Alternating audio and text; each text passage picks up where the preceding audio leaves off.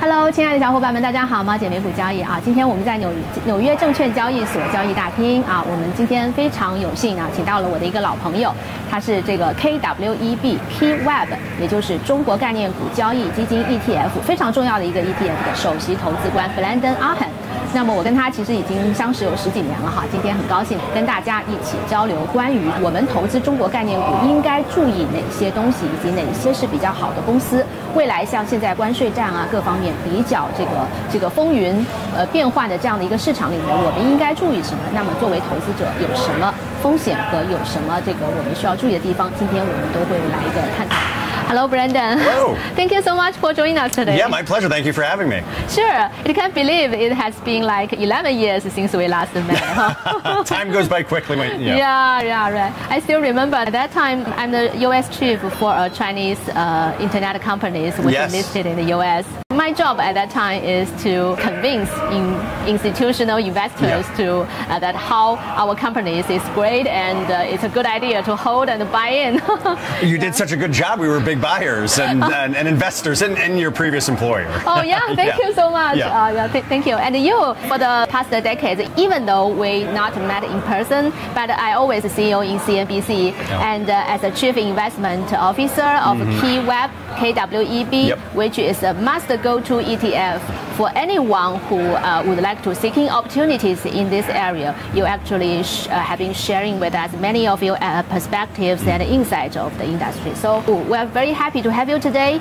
To tick things off, can you please walk us through your ETF and you like a criteria of how you defining the good companies? Yeah, and certainly, you're very generous with your comments. But no, our founder, Jonathan Crane, the founder of KraneShares, lived in Shanghai beginning in 2001. And living in Shanghai, he saw how the Chinese economy was evolving away from a high dependency on export-driven manufacturing, that the urbanization that was taking place, the growth of Chinese cities, the adoption of mobile technology. He experienced firsthand how your cell phone in China, it's your wallet, it's your life, it's how you order your food and restaurant delivery and goods. It's amazing. And that ultimately led to him with the idea of creating a China Internet ETF here in the U.S. And my background was I'd worked for iShares back in 2001 as part of Barclays Global Investors, and then subsequently for BlackRock. And so my background was really about indexing and understanding how to put together the ETFs. We actually listed KWEB back in 2013, so it's been just about 12 years. Yeah. Quite a long time. Recent years, actually, things and economic data and it changes a lot. Yeah. So, do you see any challenges, especially now the tariff situation? We will cut into the topic directly. So, do you see any challenges? And is there any investors should know about it? But the media is the story is horrible. It's like well, that's the headwind is that the media narrative can be so negative. And yet, in the case of the companies in KWEB, all of their revenue comes from China. That if the U.S. China want to do a trade war, what does that matter, right? So I think ultimately, this is a negotiation, and both sides are being tough because the U.S. needs China and China needs the U.S.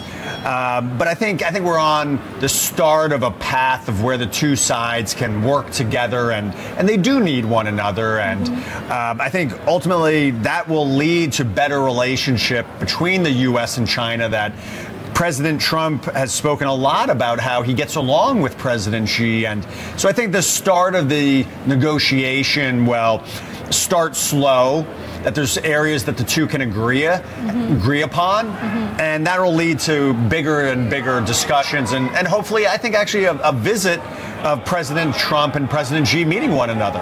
Yeah, probably. Yeah. And do you see any challenges towards Chinese companies like Alibaba and Tencent?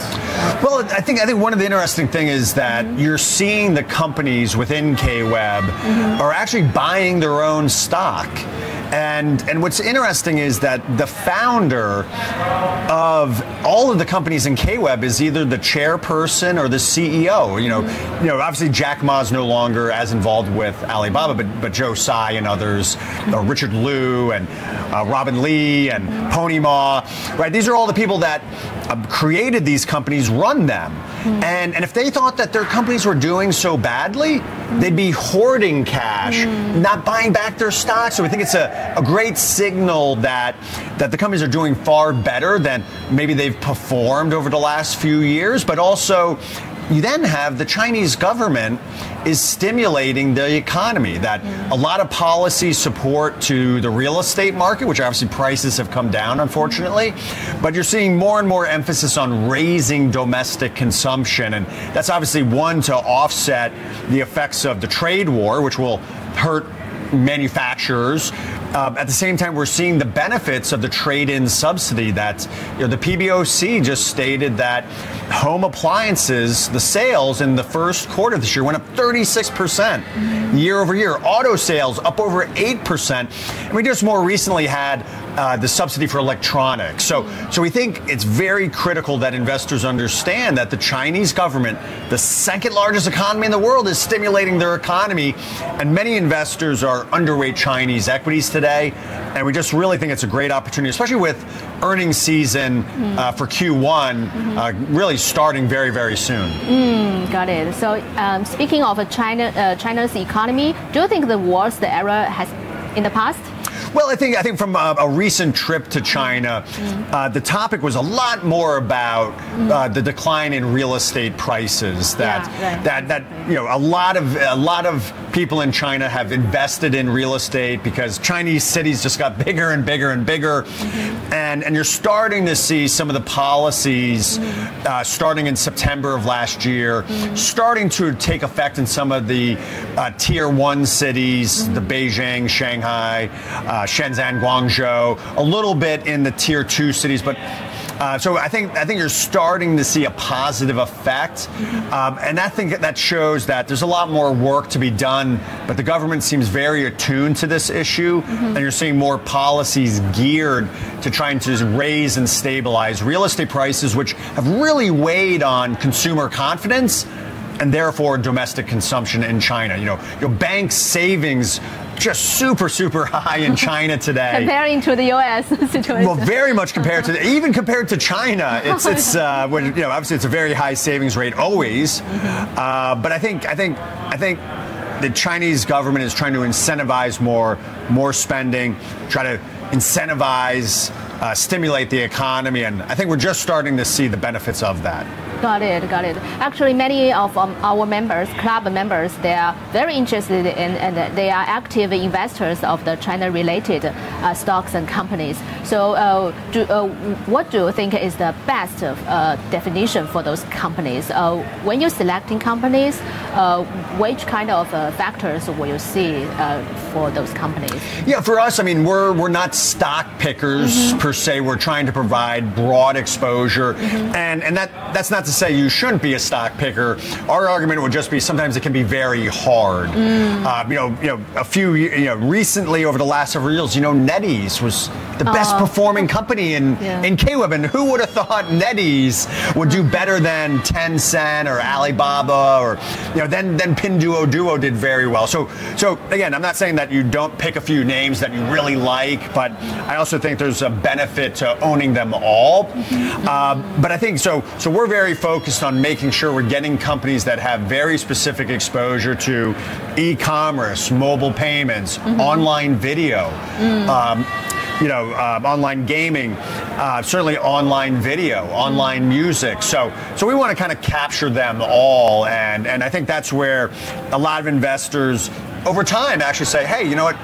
Maybe it's just easier to hold KWEB than trying to pick who the winners are. Or do a little bit of both.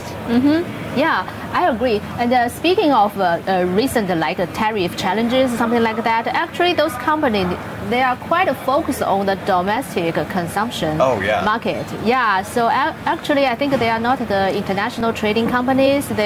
It's quite different. Yeah, we went and looked at our portfolio, within KWEB, and historically Pinduoduo, because of Temu, we estimate, because they don't break out China revenue versus non-China. We estimated about 15% of PDD was revenue that came here in the U.S., but there was by far the highest in KWEB by a lot.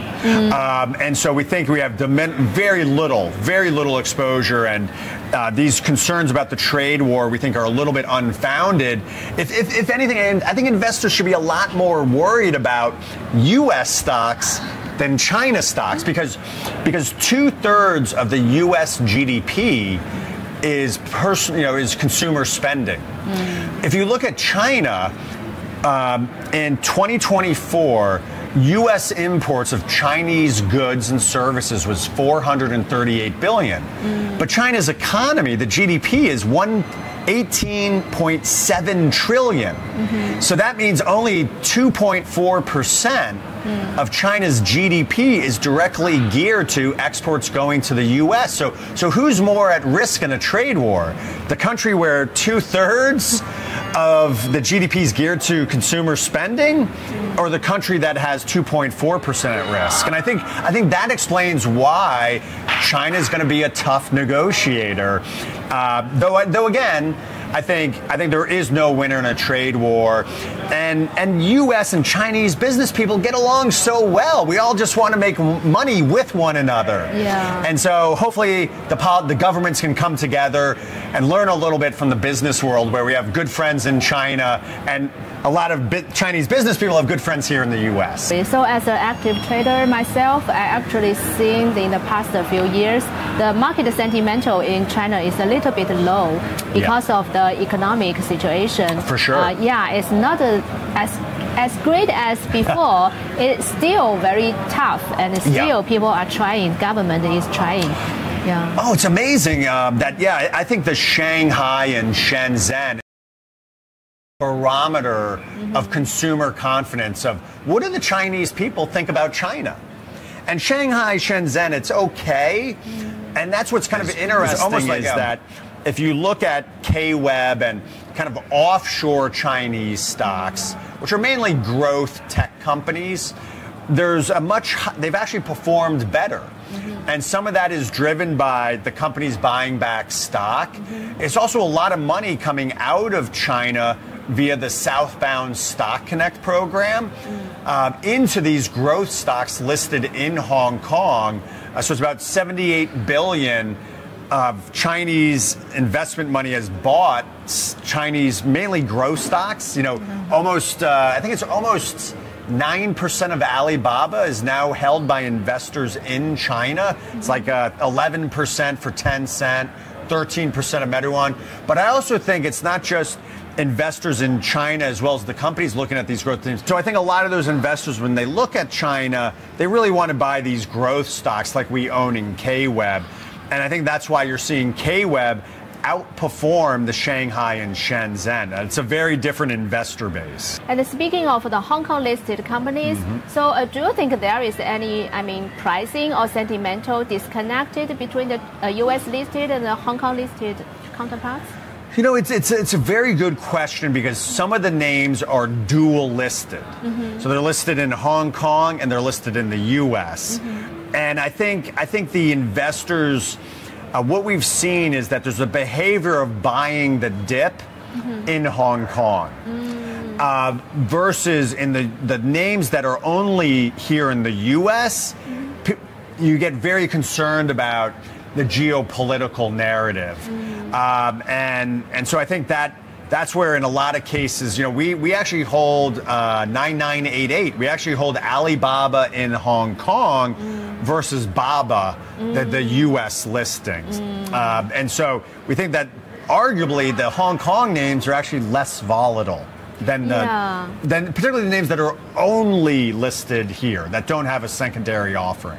Yeah, I totally agree. I actually, in the past 4 years, I made a lot of, perspective with my subscriber and also our club members that for the US listed Chinese companies, there is one disadvantage is that it's not your host area. I mean, yeah, and for the Hong Kong listed, actually, people will better understanding you because you don't have to always find a counterpart in the US. For example, when I'm working in the Chinese internet companies, we convince the local US institutional investors. They always ask us what is like in your company. They would like to find a counterpart in the US. For example, US Amazon, US Twitter, something like that.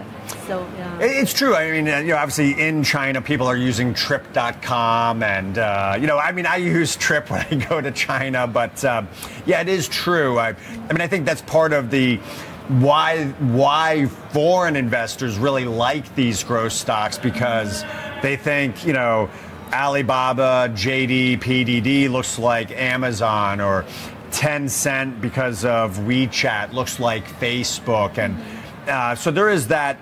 But then you have companies like Bilibili and Kuaishou where it's hard to find a U.S. equivalent. That so I think I do think the local investors, at the same time, investors globally, come to the U.S. market because of the regulation, because it's U.S. dollar.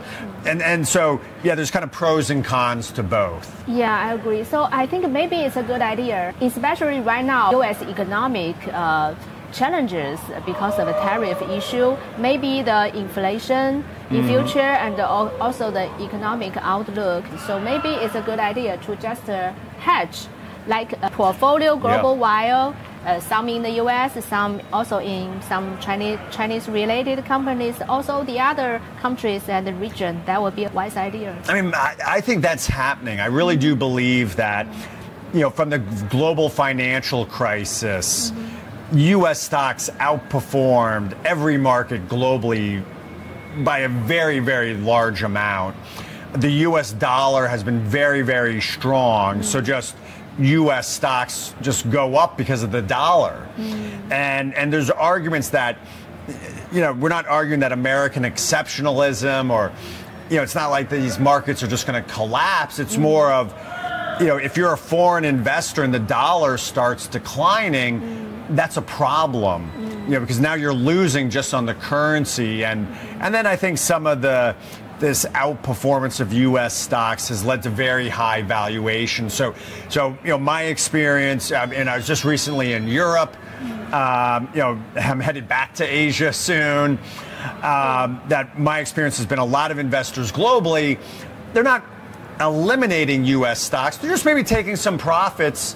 And Chinese equities look really inexpensive on a relative and absolute basis, and particularly, I think, these growth stocks. Got it. Actually, I have actively traded U.S. stock like 15 years, and in the past 15 years, many happens.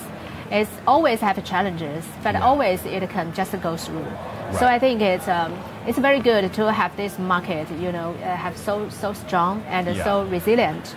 And also, I think for Chinese, because I'm from China, I know Chinese companies quite well. I know that people there, they just have so much resilience to any tough situations. They will just go through it, and no matter what happens. You can't tariff work ethic. You can't tariff the desire for your kids to have a better future, and then obviously there's national pride, and even when I was in Europe, people would ask, what is going on with the U.S. and I think again, it's just more about a small piece. We'll go back, and if it's to Europe, if it's to Asia, to China, I really do think you'll see some rebalancing after this incredibly long U.S. bull market, and that's natural. That happens. Yeah, and one last question is a little bit challenging because due to the current tariff situation, do you think there is any risk that the U.S. listed companies is facing a delisting challenges? Well, that's a great question because I just came back from Washington D.C. Oh, yeah. And we started going to Washington D.C. when the Holding Foreign Companies Accountable Act was passed, which basically said if U.S. listed Chinese companies weren't allowed for their auditors to be reviewed, those companies would be delisted after 3 consecutive years. They would have to be delisted. And recently, this issue has come back up, where people have said, kind of China hawks have said that, could the China ADRs be a negotiating tactic in a trade war? It's very key. President Trump has never mentioned this issue.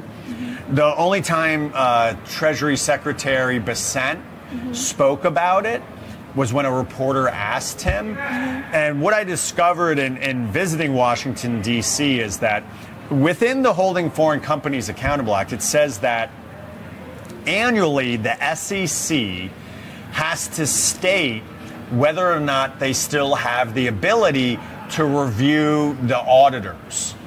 And back in December of 2022, on the SEC's website, so if you go to sec.gov/HFCAA, it says that all of the companies that were listed that the SEC could review the auditor, that the Chinese government actually changed the law to allow this.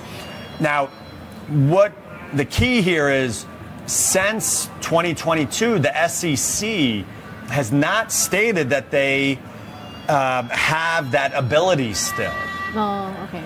And the law says that they're supposed to say every year yes or no. And so what's happening is Congress is going to force the SEC to state whether or not they've had the ability the last 3 years to do the audit reviews. I think the answer to that question is yes. Yes. It's just the SEC never said anything. And so that's where I think the media can sometimes take an issue and turn it into something that this is really what is Congress wants the SEC to do, is to verify that they still have this ability. And I think the answer is yes. They just never said that they do. Now, I don't think that everything in Washington, D.C., when you spoke about, when China and how China's economy is so intertwined, it wasn't, as positive as I would have thought. At the same time, I do think President Trump and President Xi, if they can make small progress to doing a deal, a lot of these issues go away. That President Trump is, the boss. And if he says, we're going to do this with China, everyone will do what he says. And so that's where I'm hoping that these initial trade talks go well, because issues like ADRs will go away. Got it. So we still have to, stay a very close look at it. It's not just behind us. It's in front of us. It's in front of us, but I think it's the issue is not as bad as maybe, and it still would be our desire that some of the U.S. listed China ADRs haven't relisted in Hong Kong, and I think it makes sense for them to do so. Just one, so they can get part of southbound Stock Connect flows, but also just in case, policy errors do happen, and we don't foresee that, but just to be on the safe side, a Hong Kong relisting makes a lot of sense. Hong Kong relisting, actually, many of they say many of the Chinese companies, they are considered about that Yeah, yeah. that option, and some of them already did it. Oh, and for it's, sure. It's good. Yeah. Yeah, definitely. I mean, Full Truck Alliance, Yeah. when they reported Q4 earnings, said that they were reevaluating a Hong Kong listing, and we certainly hope that others in the space do as well. Let's stay close watch of what's going on in this Yeah. sector. Oh, thank you so much for joining us today, Brendan. No, thank you. And yeah, great to see you. Hopefully we do it more than just once every 10 years. Of course.